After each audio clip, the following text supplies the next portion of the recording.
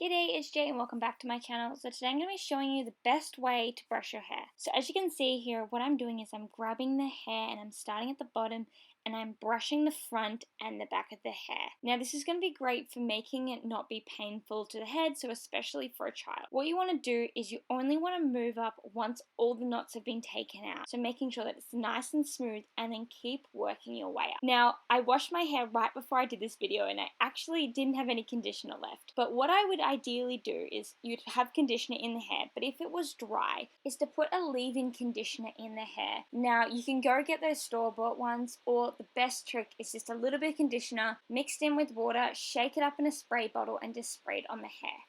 So what I'm now doing on this side is I've got the hair tie, and that's just doing that same thing of holding the hair in place and just really taking even more pressure off the scalp. Then you just want to slowly work your way up until the point that you have to take the hair tie out, and then keep working up to the top of your head and just keep brushing down.